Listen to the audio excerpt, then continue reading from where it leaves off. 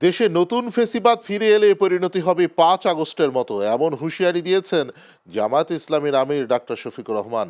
তিনি বলেন, দেশের জনগণ আর ফেসিবাদের ছায়া দেখতে চায় না। দুপুরে রাজধানীর মিরপুরে আয়োজিত জনসভায় তিনি কথা বলেন। এই জনসভা থেকে আনুষ্ঠানিকভাবে নির্বাচনী প্রচারণা শুরু করেছে জামায়াতের শীর্ষ নেতা। শফিকুর রহমান বলেন, দেশে জামাত আর কোনো ভোট ডাকাত দেখতে চায় না। চাঁদাবাজি, দখল বাণিজ্য, মামলাবাজি, দুর্নীতি থেকে যারা নিজের দলের কর্মীদের বিরত রাখতে পারবে তারাই জাতিকে উপহার দেবে সমৃদ্ধ বাংলাদেশ। এ সময় ঢাকার বিভিন্ন আসনে ১০ দলীয় জোটের প্রার্থীদের হাতে দাড়িপাল্লা তুলে দেন জামায়াত আমির। আর এই দেশে আমরা ফেসিবাদের ছায়াও দেখতে চাই না।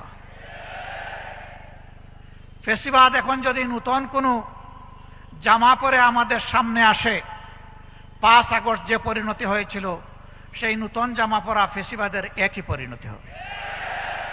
যারা নিজেদের দলের লোকদেরকে চাঁদাবাজি, দখল বাণিজ্য, মামলাবাজি, দুর্নীতি, সন্ত্রাস, পাথর মেরে লোক হত্যা, গাড়ি চাপা দিয়ে লোক হত্যা, এইগুলা থেকে নিজের কর্মীকে যারা বিরত রাখতে পারবে, আশা করি আগামীর বাংলাদেশ তারা জনগণকে উপহার দিতে পারবে।